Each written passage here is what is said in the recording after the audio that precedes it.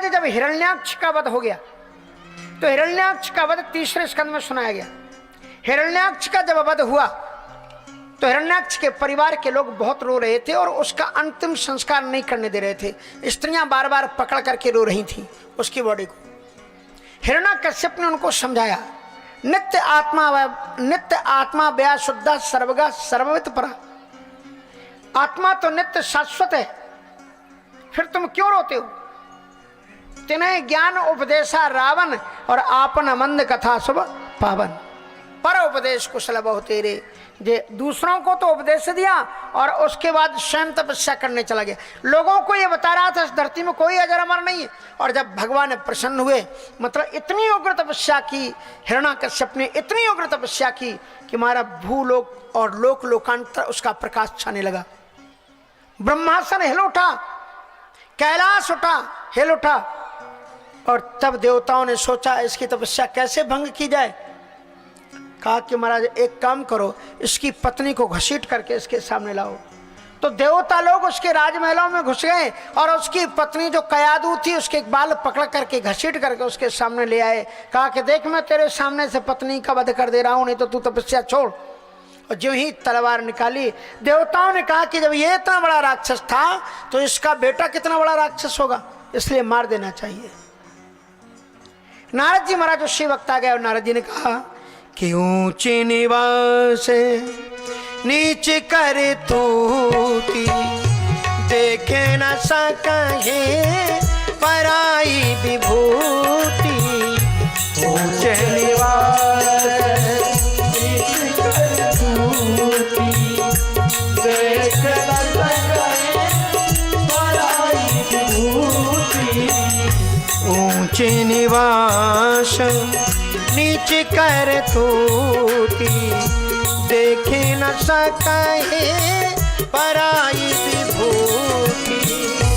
ऊंचे निवास नीचे कर तूती, देख न सके पराई विभूति। कयाधु के गर्भगत बालक को मारने की चेष्टा जब इंद्र कर रहे थे तो नारद जी ने बहुत फटकारा, इसे तुम क्यों मारने जा रहे गर्भस्थ शिशु को? कहा महाराज ये भी राक्षस पैदा होगा। बोले कोई जन्म से राक्षस नहीं होता, संस्कारों से होता है। तुम्हें क्या पता, इसके गर्भ से इतना महान भक्त बालक पैदा होने वाला है जो देवताओं की रक्षा करने वाला है। तब महाराज इंद्र ने छोड़ दिया। नारद जी ने कहा इस इंद्र का कोई भरोसा नहीं, कहो हमारे जाने के बाद में फिर मार दे। सो से लेकर के बृहस्पति के आश्रम पर ले गए कयादू को, और वहाँ पर कयादू जो पति के वियोग में रो रही थी उसे नवधा भक्ति सुनाई। और कयादू जब भी कोई माताएं गर्भवती होती हैं और कथा सुनती हैं तो उनके गर्भगत बालक में भगवान के भक्ति के संस्कार आ जाते हैं। प्रहलाद ने यही पर नवधा भक्ति सुनी, गर्भ में, माँ के गर्भ के अंदर में। इधर महाराज ब्रह्मा जी और शंकर जी प्रसन्न होकर के हिरण्याकश्यप के पास आए, कहा वरदान मांगो। तो उसने कहा कि ऐसा वरदान दो कि हम कभी मरे ही नहीं। यदि दास्यस्य विमतान वरान में वरदोत्तमा, भूतेभ्यस्तदवशेष्टेभ्यो मृत्युर्मा भून में प्रभो। ऐसा वरदान दो कि मेरी मौत ना हो। भगवान का इट इज हाईली इम्पॉसिबल, ये संभव नहीं है। जो जन्मता है उसकी मृत्यु तो अवश्य होती है, इसलिए तुम कुछ और वरदान मांगो। तो फिर हिरण्याकश्यप ने बड़ी चतुराई दिखाई। फिर उसने क्या मांगा कि नान्तर वहृदिवानक्तम अन्यस्मादपि चायुधैहि ना भूमौ नाम्बरे मृत्युर ना नरे न मृगैरपि। तो फिर उसने वरदान मांगा कि महाराज फिर आप ऐसा वरदान दो कि ना तो मैं घर के अंदर मरूं, कहा नहीं मरोगे। बोले घर के बाहर भी नहीं मरूंगा।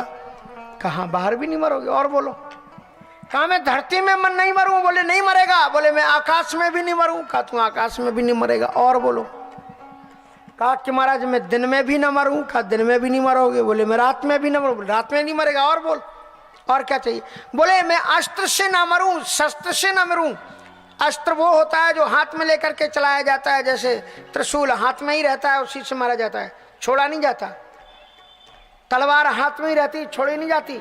शस्त्र वो होते हैं जो फेंक दिए जाते हैं, जैसे सुदर्शन चक्र, जैसे बाण, ये भाला, कि अस्त्र, मैं अस्त्र से भी ना मरूं, शस्त्र से भी ना मरूं। भगवान ने कहा बेटा तू अस्त्र से भी नहीं मरेगा, शस्त्र से भी नहीं मरेगा, और बता। कहा दिन में ना मरूं, रात में ना मरूं। कहा दिन में भी नहीं मरेगा, रात में भी नहीं मरेगा। कहा मैं मनुष्य से ना मरूं। कहा हाँ बेटा तुम मनुष्य से भी नहीं मरोगे, पशु से भी ना मरूं। कहा पशु से भी नहीं मरेगा, और बोल। तू डाल डाल में पात पात, और बता। कहा कि और अंत में उसने सोचा अब तो मैं बच ही गया, अब क्या मार पाएगा कोई। कहा तो उसने कहा कि एक वरदान और दे दो। बोले क्या? बोले मैं 12 महीने में नहीं मरूं। कहा बेटा तू 12 महीने में भी नहीं मरेगा, लेकिन कहते हैं जो कानून की बुकें लिखते हैं ना, वो उसी में ही रास्ते छोड़ जाते हैं कि बेटा इसमें निकलोगे कैसे तुम। भगवान ने कहा तेरे लिए हम अलग से महीना बनाएंगे, अधिक मास। इसलिए कहा मांग ले तू वरदान, जितने वरदान मांगने सारे वरदान मांग ले। सोचा मैं अजर अमर हो गया, उसके बाद में महाराज ऐसा अत्याचार, अनाचार, पापाचार, भ्रष्टाचार, देवताओं को पददलित कर लिया। उसके सारे पर सूर्य और चंद्रमा उगते और बिकते थे, पृथ्वी उसके ऊपर चलती थी, सारी की सारी प्रकृति को अपने वशीभूत कर दिया। तस्य दैत्यपते पुत्राश्चत्वारा परमाद्भुता, उसके 4 अद्भुत पुत्र थे। प्रहलादो भून महास्तेषां गुणैरुमहदुपासिका, उनमें सर्वश्रेष्ठ पुत्र जो था वो प्रहलाद था। सद्गुणों की अवधारणा अपने जीवन में करता था। अभी उसकी 5 वर्ष की अवस्था थी। पिताजी ने कहा मंत्री से कि जाओ उसे स्कूल में भर्ती करा के आओ। स्कूल में भर्ती कराने के लिए जा रहे थे, तभी तक बगल में उसने आवाज सुनी, कोई बुढ़िया आवा लगा करके भगवत नाम संकीर्तन कर रही थी। प्रहलाद जी ने मंत्री से कहा रथ रोको। प्रहलाद जी उतर करके उस बुढ़िया के पास में गए। तुम क्या कर रही? कहा भगवान का नाम पुकार रहे। बोले भगवान, भगवान का नाम तो हिरण्यकशिपु है। कहा बेटा हिरण्यकशिपु भगवान का नाम नहीं है। कहा नहीं, भगवान तो मेरे पिता ही है, मेरे पिताजी कहते हैं मैं ही भगवान हूं, मेरे अलावा कोई भगवान नहीं है। कहा बेटा तेरे पिता दुनिया को मार तो सकते हैं, लेकिन मरने वाले को जीवन दान नहीं दे सकते। तो बोले तुम क्या कर रहे हो? कहा मैं कुम्हार हूं, मैंने ये घड़ों का अभी अवा लगाया रखा है, घड़ों को पकाने के लिए अवा लगाया है। संयोग से एक घड़ा ऐसा जिसमें 4 बिल्ली के बच्चे थे, पर हमने ध्यान नहीं दिया, वो बिल्ली के 4 बच्चे भी हमारे बच्चों ने उसमें अवा में लगा दिया। अब इतनी तेज जल रहा है, तो हम भगवान से प्रार्थना कर रहे हैं कि हे ईश्वर ये बिल्ली के बच्चे कहीं मर न जाएं। तो प्रहलाद ने कहा कि क्या तेरा ईश्वर इन अवा के अंदर में भी बिल्ली के बच्चों को जीवित रख सकता है? बोले हाँ रख सकता है। पतिच्युतम तिष्ठति दृष्टरक्षितम ग्रहेस्तम तद विहितम विनश्यति, यदि वो चाहे तो अग्नि के अंदर भी बचा सकता है। प्रहलाद जी ने मंत्री से कहा रथ को यही रोको, मैं इसको देखूंगा, इसके कीर्तन को सुनूंगा, और अगर वो बिल्ली के बच्चे जीवित नहीं लगे तो सजाए मौत दिलवाई जाएगी इसको। कीर्तन हुआ, प्रहलाद जी भी वहीं बैठे रहे।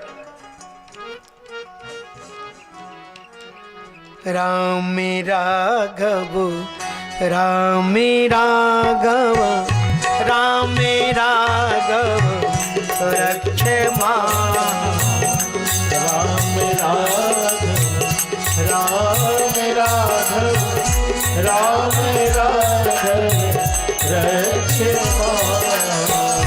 कृष्ण के सब कृष्ण के सब कृष्ण के सब पाहि मां। सभी लोग का भाव साथ ताली बजाते हुए कृष्ण के सब कृष्ण के सब पाहि मां। राम राघव राम राघव राम राघव रक्षे मां।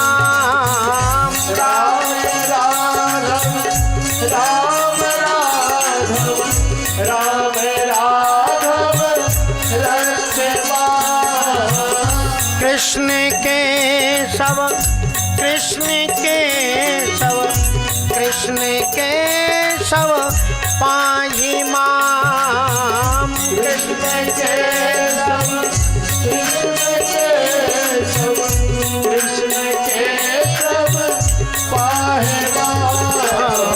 राम राघव राम राघव रक्ष माम।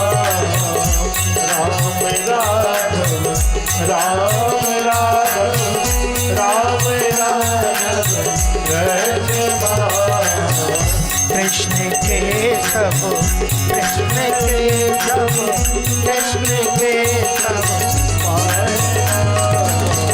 कृष्ण केशव हरि बोल। कृष्ण केशव पाहि राम राघव राम राघव राम राघव रक्ष माम। राम राघव राम राघव राम राघव रक्ष माम। कृष्ण केशव कृष्ण केशव कृष्ण केशव पाहि माम। कृष्ण केशव हरि बोल। पाहि माम। राम राघव राम राघव राम राघव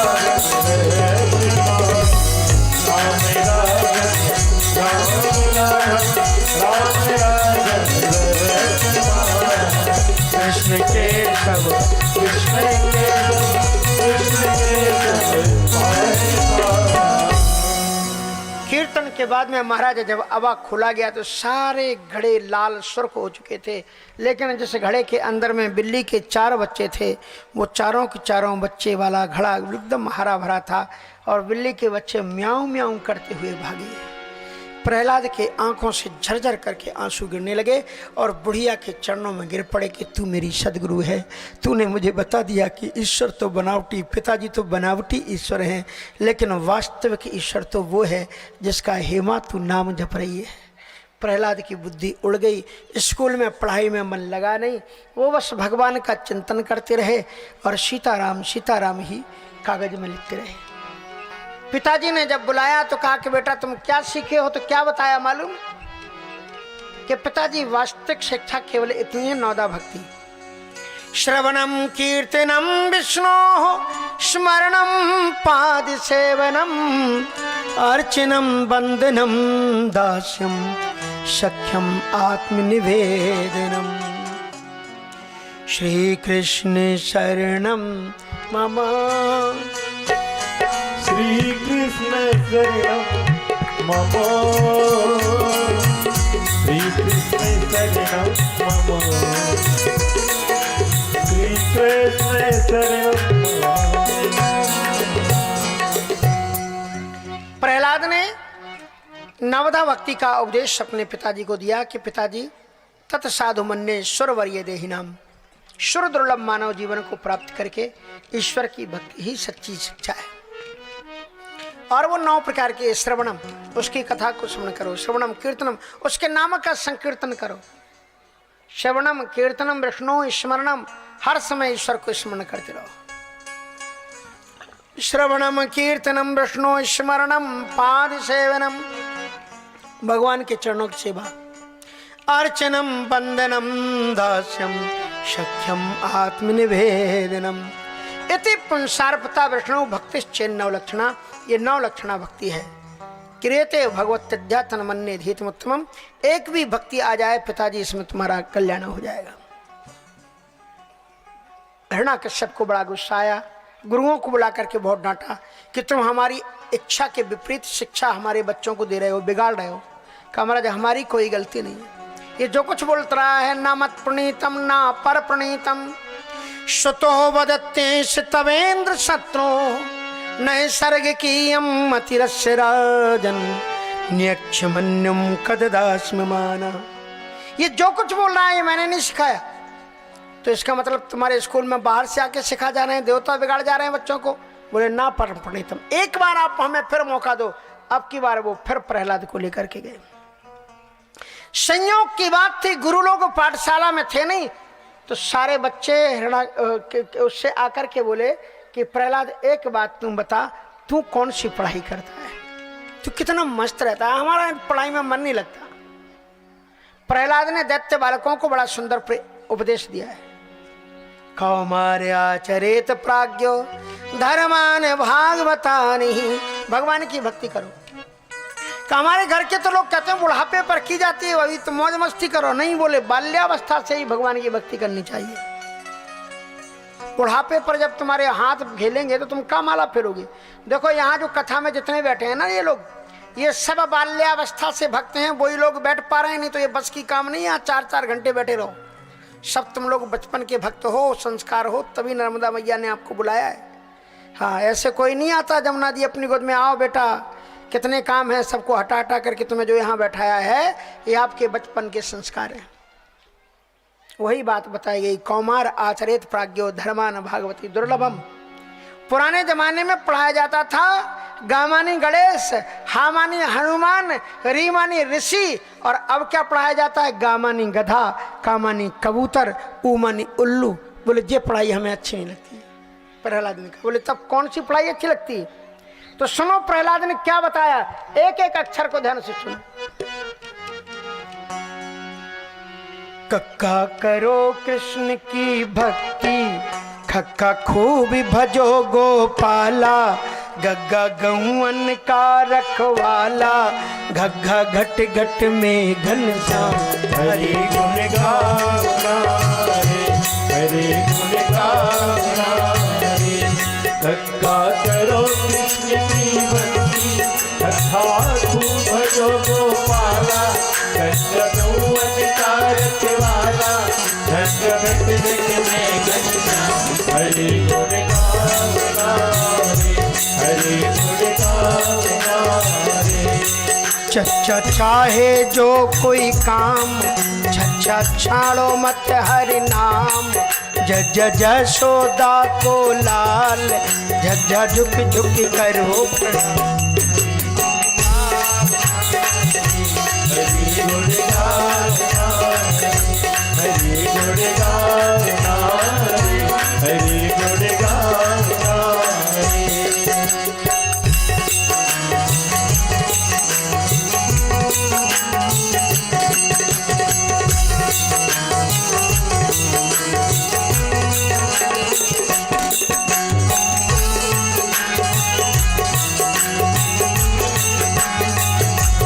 कट्टा टेढ़ी नजरों वाला, बेटा ठाकुर है नंद लाला, डड्डा डाल गले में माला, ढड्डा ढाए पापुत माला।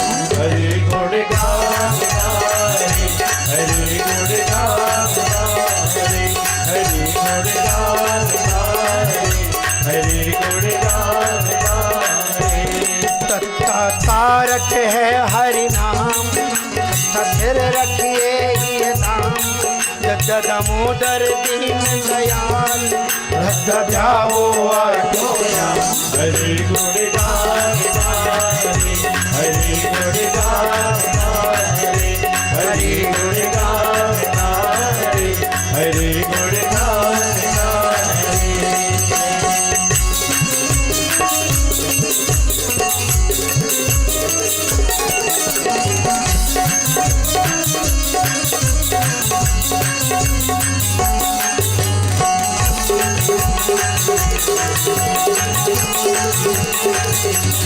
पप्पा प्रणत पाले अधुराई, देते फंत छुड़ाई, बप्पा बंदन करो सदाई, भप्पा भव भंजन गन।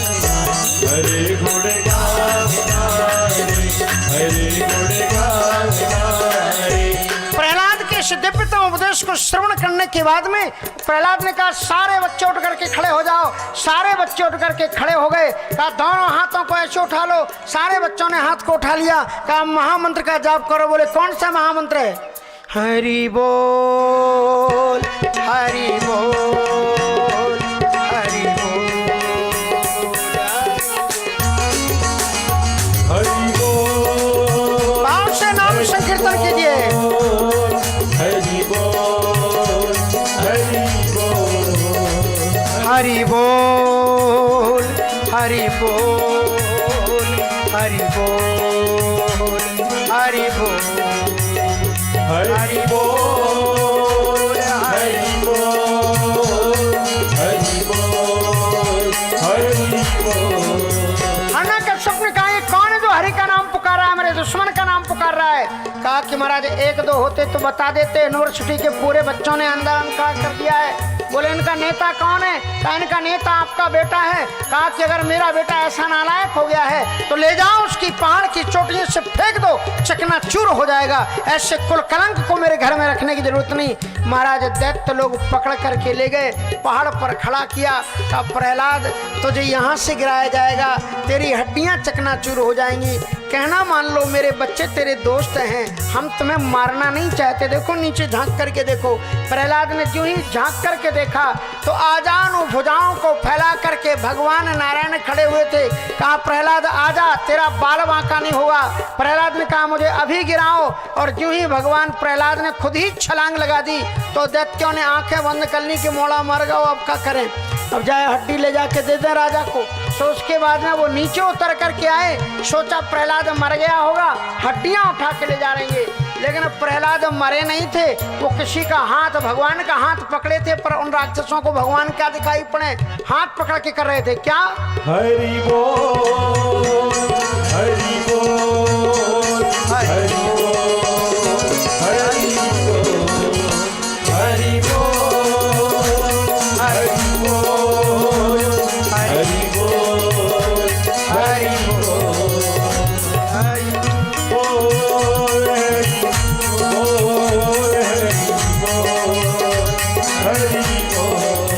नहीं मरे प्रहलाद। का एक काम करो, अलाव जलाओ, कढ़ाई चढ़ा दो और उबलते हुए तेल में फेंक दो, प्रहलाद को जल जाएगा। उबलती हुई कढ़ाई के पास में लेकर के जब दैत्य लोग प्रहलाद को पहुंचे, प्रहलाद ने देखा उस कढ़ाई के अंदर में मेरे गोविंद खड़े हुए हैं और खेल रहे हैं। कहा बेटा ये तेल नहीं है, पानी है, ठंडा आजा।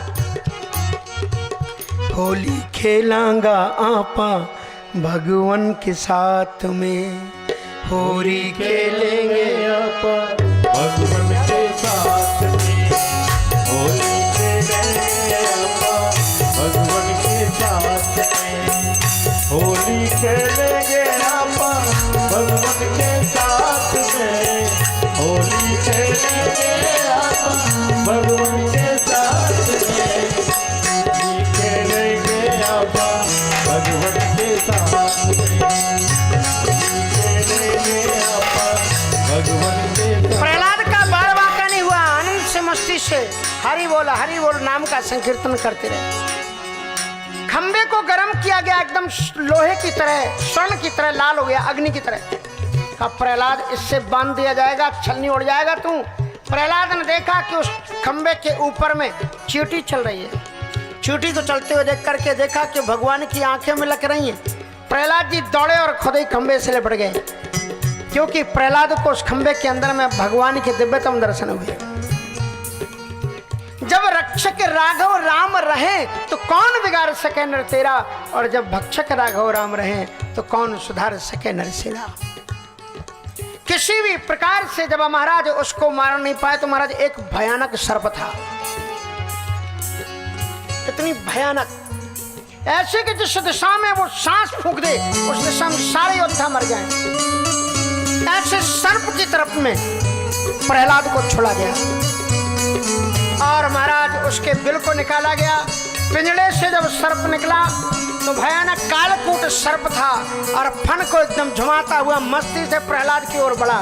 लेकिन प्रहलाद डरे नहीं महाराज।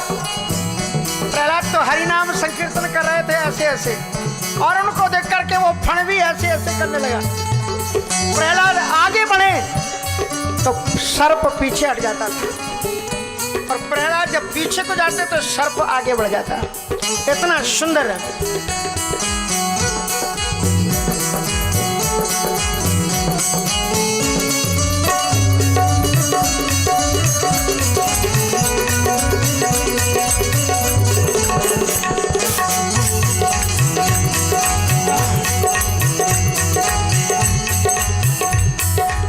प्रकृति में ऐसी कोई जगह नहीं है जहां तुम्हारा राम बैठा हुआ ना हो। डरने की कोई आवश्यकता नहीं है। सर्प बढ़ा प्रहलाद की ओर। लोगों ने सोचा प्रहलाद मरा, लेकिन सर्प प्रहलाद की सिर में जाकर के फूल की माला के रूप में परिवर्तित हो गया और प्रहलाद गाते रहे, बोल हरि बोल, हरि बोल, हरि बोल, हरि बोल, हरि बोल, हरि बोल। किसी भी प्रकार से प्रहलाद का बाल बांका नहीं हुआ। हिरण्यकश्यप अत्यंत निराश होकर के बैठ गया। उसकी बहन आई, भाई साहब चिंता क्यों करते हो, मैं किस दिन के लिए हूं। मेरे पास में एक ऐसा मंत्र है जिसको मैं जप करूं तो अग्नि मुझे जला नहीं सकती, ऐसी चादर है कि अग्नि मुझे छू नहीं सकती। ध्यान रखना, तुम्हारे पास में जो भी मंत्र हैं, तंत्र हैं, शक्तियां हैं, लोक कल्याण के लिए लगाना। अगर किसी के अनर्थ के लिए तुम लगाओगे तो वो मंत्र शक्तियां तुम्हें ही नाश कर डालेंगी। कल्याण के लिए लगाना। हिरण्यकश्यप की बहन होलिका ने जब प्रहलाद को जलाने की कोशिश की तो अग्नि में स्वयं ही धू करके जल गई। प्रहलाद का बाल बांका नहीं हुआ। उस समय दैत्य बालकों ने कीचड़ को उछाला करके राजा को स्नान करा दिया है और फिर बड़ी सुंदर वहां पर होली हुई। जमुना तट आज मची होरी, जमुना तट आज मची होरी, जमुना तट। रेवा तट आज मची होरी, रेवा। अरे रेवा तट आज मची होरी, रेवा तट। हाँ, कौन के हाथ कनक पिचकारी, ओ कौन के हाथ कनक पिचकारी, कौन के हाथ कनक पिचकारी, कौन के हाथ कनक पिचकारी। हाँ, कौन के हाथ अभी तोरी, रेवा तट। अरे रेवा तट आज मची होली, रेवा तट।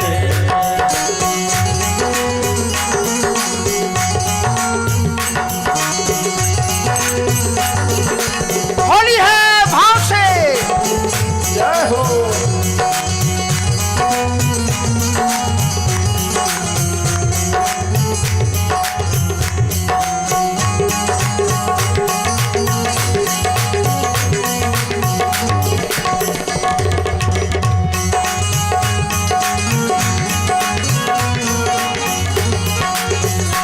हाँ, भक्ति के हाथ कनक पिचकारी, ओ भक्त के हाथ कनक पिचकारी, भक्ति के हाथ कनक पिचकारी, भक्त के हाथ कनक पिचकारी। भगवान के हाथ अबीर छोरी, रेवा तट, ओ भगवान के हाथ अभी तोरी, रेवा तट।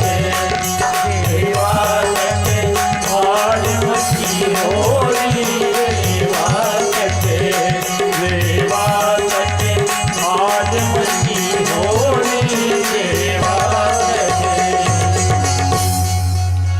किसी भी प्रकार से प्रहलाद का बाल बांका जब नहीं हुआ तो हिरण्यकश्यप क्रोध में भर उठा और प्रहलाद की चोटी को पकड़ लिया।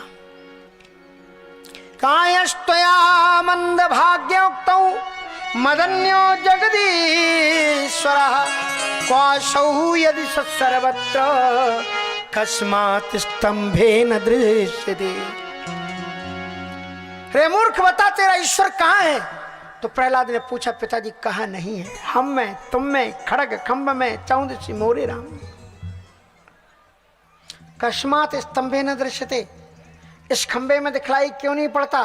कहा कि पिताजी आपके पास आंख नहीं है उसको देखने के लिए, वो तो जर्रे जर्रे में समा रहा है, लेकिन आंख होनी चाहिए। इस खंबे में है, कहाँ है? और जो ही इतना कहा उसने तलवार निकाली, का आज तेरे ईश्वर को ही हम खत्म कर देते हैं। घुमा करके जो ही तलवार उसने खंबे में मारी, त्यों ही एकदम भयानक गर्जना हुई और उस सत्यम विधातुम निज भृत्य भास्तुम व्याप्तिम च भूते सकलेषु चात्मनः अदृश्यतात् अद्भुत रूपमुद्भवन् स्तंभे सभायाम नमृगम न मानसम्। नरसिंह भगवान प्रकट हुए। बोलो नरसिंह भगवान की जय हो, नरसिंह भगवान की जय हो। भीषणतम महाराजा भगवान ने संग्राम किया, थोड़ी देर तक खिलाया और उसके बाद में ऐसी सिंह की गर्जना की कि सिंह की गर्जना से उसकी दत्ती बद गई, आंखें बंद हो गई। भगवान ने लपक करके हाथ को पकड़ा, जैसे फिरंगी नहीं घुमाते ऐसे ही घुमाया। और उसके बाद में सांझ की समय आई, देहली पर बैठ गए, अपनी जंगाओं पर पटक लिए। बोल बेटा, शाम है कि रात है कि दिन? कुछ नहीं है, समझा का घर के अंदर है तुम कि बाहर? का ना घर के अंदर ना बाहर, दिल्ली में दिन है कि रात, संध्या का काल है। और बता मैं कौन हूं दिख रहा हूं तुझे? मनुष्य के पशु का क्या बताएं आपको, नीचे से कुछ और ऊपर से कुछ और। अच्छी तरह से गौर से तू देख, धरती पर है कि आकाश में? का नहीं प्रभु जी, आपने तो जंघाओं में बीच में डाल रखा है। मेरे पास कोई अस्त्र शस्त्र? बोले क्या जरूरत आपको, आपके नखवारी इतने बड़े बड़े। 12 महीने में कोई महीना का धन्य प्रभु, आपने मुझे मारने के लिए एक अधिक मास बना दिया। सारी बातें करने के बाद में भगवान ने एक गर्जना की और 10 नखार बिंदों को उसको बीच छाती में धसा करके चीर दिया, उसकी अंतड़ियों को निकाल दिया, रक्त का पान किया और उठा करके नीचे पटक दिया। हिरण्याकश्यप के वध हो जाने के बाद में भी भगवान का क्रोध शांत नहीं हो रहा था। रोम रोम से अग्नि की लपटें निकल रही थी, त्रिलोक को भस्म हो रहा था। देवताओं ने कहा शंकर जी से, ब्रह्मा जी से, महाराज आप मनाओ जल्दी, नहीं तो प्रलय हो जाएगी। शंकर जी ब्रह्मा जी की दत्ती पिस गई, बोले हम नहीं जाएंगे सामने। बोले क्यों नहीं जाओगे? कहा वरदान हम ही ने दिया था इसको, भगवान हम ही को पकड़ लेंगे कि तुम ही वरदान देते हो, परेशान हमें होना पड़ता, हम नहीं जाएंगे। बोले तब क्या करें? कहा कि देखो कितना भी कोई बाहर 30 मार खा बनता है ना, घर के अंदर घुसते से ही भीगी बिल्ली बन जाता है। हाँ, जहां से श्रीमती जी के सामने पर बाहर कहते हैं हम तो ये कर सकते हैं वो कर सकते हैं, और जहां से घर के अंदर में घुसे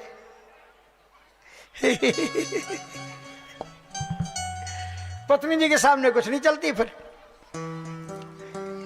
रावण बाहर बहुत बोलता था, लेकिन घर में आकर के मंदोदरी जो डांटती थी, पूछो मत महाराज। शौनका भगवान के सामने लक्ष्मी जी को भेज दो, तो साक्षात श्री प्रेषिता देवैर दृष्ट्वा तन्महदद्भुतम् अदृष्टश्रुतपूर्वत्वात् सा नोपेयाय संगता। लक्ष्मी जी ने कहा ना बाबा ना, मैं इनके पास नहीं जाऊंगी, ऐसा भयानक रूप मैंने कभी नहीं देखा। कहीं अगर प्यार मोहब्बत में भी बड़े बड़े रोंगटे वाला हाथ मेरे कंधे पर रख दिया तो मैं तो छलनी हो जाऊंगी, मैं नहीं जाऊंगी। भगवान शंकर जी ने प्रहलाद से कहा कि बेटा प्रहलाद, ये तेरे ईश्वर हैं, तुम्हारे लिए धरती पर आए, तुम्हारे लिए अवतार लिया है, तुम जाओ इनके साथ। भगवान एकदम गर्जना करके इधर देख रहे थे उधर देख रहे थे। जो ही प्रहलाद सामने पड़े तो ही भगवान सिंहासन से उठ करके खड़े हो गए, प्रहलाद को अपनी गोद में लेकर के प्यार करने लगे। बोले प्रभु प्यारे प्रिय कोमल तिहारे, अंगे असुर ने मारे मम नाम एक गाने थे। गिरते गिराए पुनि जल में डुबोए, हाय अग्नि में जलाए कमी राखी ना सतानी। मंजुल मुखार बिंदु चूम चूम बोले प्रभु, करुणा स्वरूप बने करुणा दिखाने में। हृदय ते लगाए लपटाए कहीं बार बार, क्षमा करो वत्स मुझे देर भई आने में, क्षमा करो वत्स। कोयदम बपू क्वचवया सुकुमार में तत्कता प्रमत्त कृत दारुण यातनास्ते, क्षंतव्य तादयति में समय विलंबा। मेरे भक्त, मैंने तेरी बड़ी परीक्षा ली। मैं सोचता था कि शायद तू मेरी भक्ति को छोड़ देगा, लेकिन इन तेरे सुकोमल हाथों में कितने टीचरों ने कौड़े बरसाए, लेकिन तूने फिर भी मेरे नाम का जप नहीं छोड़ा। मैं कितना कठोर दिल वाला हूँ जो इस सुकुमार बालक के ऊपर इतने तुझे अग्नि में जलाया गया, इस तेरे सुकोमल शरीर को पहाड़ से गिराया गया, फिर भी मेरा दिल पिघला नहीं। इसलिए हे तात भक्त प्रहलाद, मैंने जो आने में देर की है उसके लिए तुम मुझे क्षमा कर देना। क्षंतव्य तात यदि में समय विलंबा। भगवान ने कहा वरदान मांगो। प्रहलाद ने कहा ऐसा वरदान दो कि मेरे मन में वरदान मांगने की कामना ही पैदा ना हो। भगवान ने श्रेष्ठ सिंहासन पर बैठाया, राज्य तिलक किया। भगवान जाने लगे। प्रहलाद ने कहा प्रभु जी। बोले हाँ। बोले एक वरदान दे दो। अभी कह रहा था कोई वरदान मांगने की इच्छा। अब प्रहलाद महाराज जो हिरण्याकश्यप का शरीर पड़ा हुआ था ना, उस हिरण्याकश्यप के चरणों की तरफ बैठ करके हाथ जोड़ के रोने लगे। कहा प्रभु जी मैं एक वरदान मांगता हूं कि मेरे पिता थे, चाहे इन्होंने कितने भी अत्याचार मेरे ऊपर किए हो, लेकिन पुत्र होने के नाते मैं आपसे प्रार्थना करता हूं, जो आपने इनको दंड यहां दे दिया है, इस दंड को ही पर्याप्त मान लिया जाए। अब मेरे पिता को यमलोक में कोई यातना न दी जाए, कोई कष्ट न दिया जाए। भगवान ने प्रहलाद को उठा के हृदय लगा लिया कि बेटा तुम्हारे जैसे पुत्रों की धरती पर आवश्यकता है कि इतने अत्याचार करने वाले पुत्र के पिता के प्रति भी इतनी अच्छी भावना, इसलिए तुम्हारे जैसे भक्तों से कभी अलग नहीं होता। यहीं पर प्रहलाद का चरित्र समाप्त होता है।